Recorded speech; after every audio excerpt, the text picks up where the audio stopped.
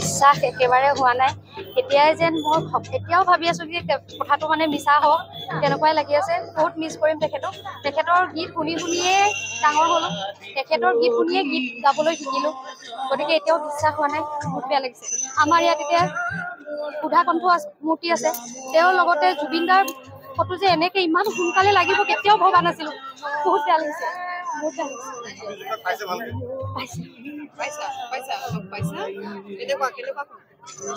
বহুত kind hearted আছিলে বহুত বেছি কাইণ্ড হাৰ্টেড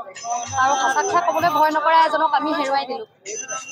আমি হাজাৰবাৰ অসমৰ মই এটাই কওঁ জুবিন দা অসমৰ গোটেই হয় গোটেই যিমান যি কৰিলেও চবেই গালি পাৰিব কিন্তু তাৰ 2 মিনিটৰ পাছতে আকৌ তেওঁক মৰম কৰিব মাকে যেনেকে পুতেকক মৰম কৰি পেলাই আকৌ ভাত খাবলৈ আহ বা যিমান গালি পাৰক কিবা কৰক তেনেকুৱা এজন আমাৰ জুবিন দাক আমি হেৰুৱালে খুব বেয়া লাগিছে কি কম ক'বলৈতো আজি একচুৱেলি ভাষা নাই কাৰণ মই যিমান ওচৰৰ পৰা দাদাক পাইছোঁ সেইখিনি গোটেই মেমৰিখিনি এতিয়া মাইণ্ডত আহি আছে মাইণ্ড ব্লক হৈ যোৱাৰ নিচিনা হৈছে এতিয়া লাষ্ট আজি 3 মাহমানৰ আগতে পাইছিলোঁ আমি এটা গানৰ ওপৰত কাম কৰি আছিলোঁ তাৰপৰা এনেই ফোনত কথা হয় আজি 15 দিনমানৰ আগত ফোনতো কথা হৈছে কিন্তু ক'বলৈ ভাষা নাই মানে মানুহটো মৃত্যুটো চবৰে হয় কিন্তু মানুহটো এনেকৈ গুচি যাব বুলি আমি কেতিয়াও ভবা নাছিলোঁ এইটো আটাইতকৈ 2025ৰ শ্বকিং নিউজ মোক অথনি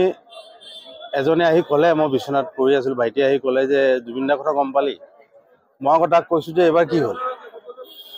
মই ভবাই নাই যে এনেকুৱা কিবা হ'ব তাৰপিছৰ পৰা কথা নাইকিয়া হ'ল কথাই ভাবিব পৰা নাই মই কি হৈছে একো গম পোৱা নাই জুবিন গাৰ্গৰ বিষয়ে কি ক'ম আৰু জুবিন গাৰ্গ এক অনুষ্ঠান আৰু জুবিন গাৰ্গ আজি নাইকিয়া হৈ গ'লতো মানে বিশ্বাস কৰিবলৈ মানে এইটো মানে এটা অবিশ্বাসী খবৰ এটা জুবিন গাৰ্গৰ মানে সৃষ্টি আজি আৰু সেইখিনি বিষয়টো মইতো ছবিটো অসমবাসীয়ে গোটেই জানেই গোটেইখিনি কথা জুবিন গাৰ্গৰ যি আছিলে আৰু তাৰোপৰি আমি জুবিনৰ লগতো আমি বহুত মই হিচাপে পাৰ্চনেলিটো মই বহুতবাৰ পাইছোঁ বাৰু মই 1995-96ত তেতিয়া আমি স্কুলত কলেজ তেনেকুৱাত পঢ়ি থাকোঁ পৰা মই জুবিনৰ লগত প্ৰথম তেতিয়া ইয়াত আহিছিলে কেপি চাৰিআলিত আহিছিলে তেতিয়া কেপি চাৰিআলিত আহোঁতে তেতিয়া মোক তেওঁ বাইদি লা এনেকৈ বোলে মোক মাতি পেলাই এবাৰ কৈছিলে যে তই হাতখন ভাল দেখোন তোৰ এই বয়সতে পাৰিবি তই এনেকৈ বুলি কৈছিলে মোৰ সেইটো দিন মনত আছে বাকী আমি